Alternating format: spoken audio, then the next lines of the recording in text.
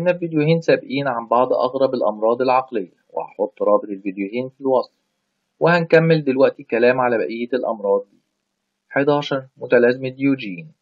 المتلازمة دي بتمثل تخزين الحاجات، وهي أكتر مرض عقلي مش مفهوم، لكن له شهرة كبيرة بسبب البرامج التلفزيونية اللي حكت عن المصابين بيه وعلاجهم، وهو مرض منتشر أكتر مما أنت فاكر. والمرض ده اتسمى على اسم الفيلسوف الإغريقي ديوجين، اللي كان عنده الحد الأدنى من المتطلبات. لكن على عكسه، فإن المصاب بالمتلازمة دي بيكون عنده رغبة شديدة بجمع وتخزين حاجات عشوائية ممكن ما تكونش ليها أي لازمة، وبسببه اتعمل مصطلح التعلق العاطفي. وبالإضافة للتخزين القهري، فإن اللي عندهم المتلازمة دي بيهملوا نفسهم وما عندهمش أي خجل من عاداتهم، وده مخليهم مش منسجمين اجتماعيا. وهو منتشر بين كبار السن اللي عندهم خرف شيخوخة، أو الناس اللي تعرضوا في فترة من حياتهم للإهمال أو الحرمان. والمرض ده صعب جدا في تشخيصه، لأن أغلب المصابين ما عندهمش أي تاريخ سابق للمرض العقلي. 12. متلازمة كلوفر بوسي.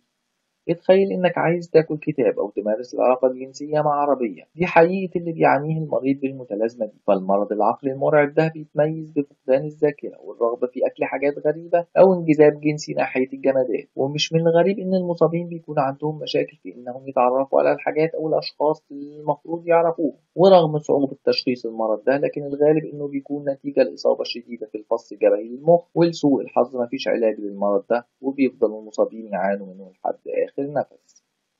13. متلازمة باريس.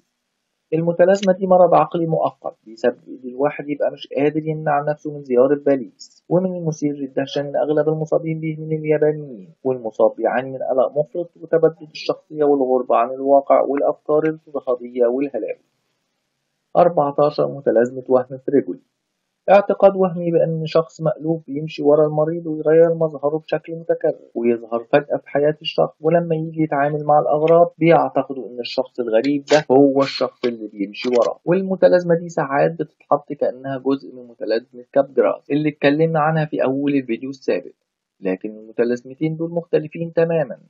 واتسمت المتلازمة دي على اسم الممثل الإيطالي ليوبولدو فريجولي، اللي اشتهر بقدرته على تغيير شكله ومظهره بسرعة خلال عروضه المسرحية. وزي متلازمة كابجراس، فمتلازمة فريجولي بتحصل غالبا في مرضى الشيزوفرينيا، لكن برضه ممكن تظهر عند المصابين بالخرف أو الصرع أو إصابات المخ. 15. الجنون المزدوج.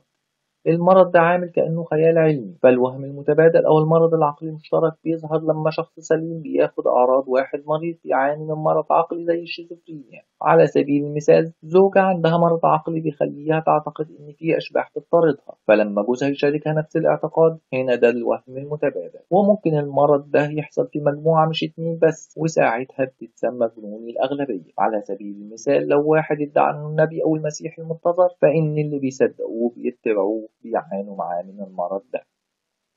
استنونا في فيديو جديد هنكمل الكلام على بقية الأمراض الغريبة، وما تنسوش تشتركوا في القناة وتضغطوا زر التنبيهات علشان يوصلكوا كل جديد. ولو الفيديو ده عجبك اعمل لايك وشير.